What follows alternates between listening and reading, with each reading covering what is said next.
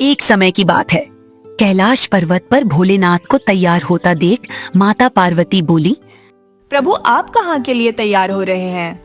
पार्वती, बहुत दिन हुए पृथ्वी भ्रमण पे गए हुए, तो सोचा आज चला जाता हूँ। अच्छा ऐसी बात है, तो मैं भी आपके साथ चलूंगी। आप नाहक ही परेशान होंगी, रहने दें, मैं अकेला ही जा आता हूँ।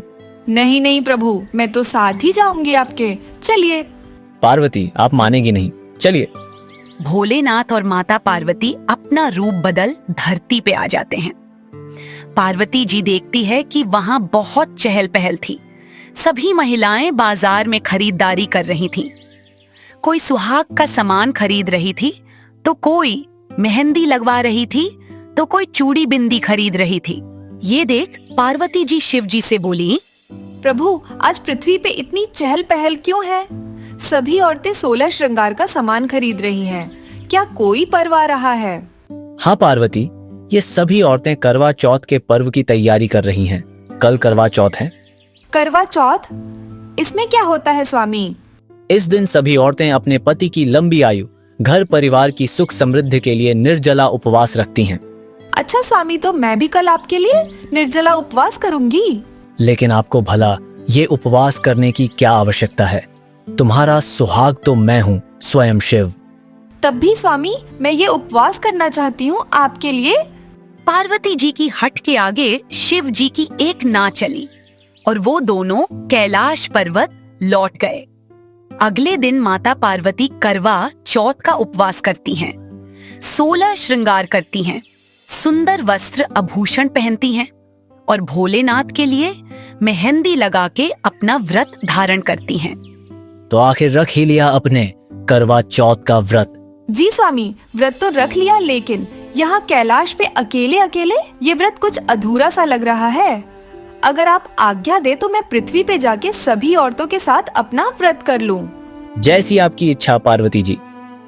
पार्वती जी अपनी पूजा की थाली तैयार कर पृथ्वी पे आ जाती हैं और एक गांव में पहुंचती हैं, जहां सभी स्त्रियां 16 श्रृंगार कर पूजा के लिए जा रही होती हैं।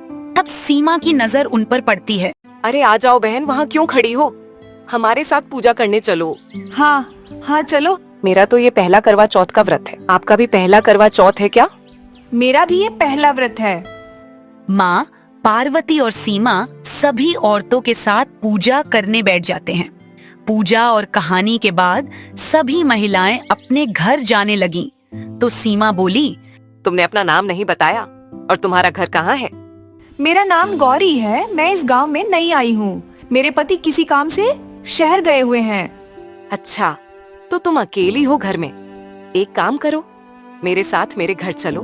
मैंने पूरी पकवान बनाए हैं, दोनों मिलके चंद्रमा को अर्घ देंगे और अपना अपना व्रत खोलेंगे। लेकिन मैं तुम्हारे घर कैसे जा सकती हूँ? कोई बात नहीं, मेरे घर को अपना घर समझो। त्योहार पर अकेले तुम क्या भोजन पकाओगी? पार्वती जी सीमा की हट के आगे कुछ नहीं कह पाती और उसके साथ उसके घर चली जाती हैं। वहां जाके वो देखती हैं कि सीमा का पति सोया हुआ था। सीमा, ये तुम्हारे पति इस वक्त सोए हैं? हाँ गौरी, ये मेरे पति हैं। एक सड़क हादसे के बाद इनके दोनों पैरों ने काम करना बंद कर दिया, तब से ये बिस्तर पे हैं। बहुत दुख हुआ जान के। कोई बात नहीं, भगवान ने चाहा तो ये जल्दी ही ठीक हो जाएंगे। चलो छत पे चलते हैं। वो दोनों छत पे जाके चांद के निकलने की राह देखने लगते हैं। चांद निकलते ही सभी औरतें चांद को अर्घ देकर अपना अपना व्रत खोलने लगी। तब सीमा बोली, गौरी तुम भी चांद की पूजा कर लो और अपना व्रत खोल लो। नहीं सीमा, मैं चांद की नहीं बल्कि अपने पति की पूजा करके अपना व्रत खोलूंगी। लेकिन तुम्हारे पति तो शहर गए हुए हैं। तब अचानक भोलेनाथ माता पार्वती को चंद्रमा में दर्शन देते हैं और माता पार्वती उनकी पूजा करती हैं। सीमा समझ जाती है, जिसे वो गौरी समझ के अपने साथ अपने घर लाई है। वो स्वयं माता पार्वती हैं। ये क्या माता, आपने तो मुझे पाप का भागी बना दिया। आप स्वयं मेरे घर आई और मैं आपको पहचान भी नहीं पाई। सीमा, मैं तुम्हारे स्वभाव से बहुत प्रभावित हुई हूँ और मैं तुम्हारे पति को स्वस्थ जीवन और लंबी आयु का आशीर्वाद देती हूँ। ऐसा कह के माता पार्वती अंतर ध्यान हो गई और सीमा का पति स्वस्थ हो गया।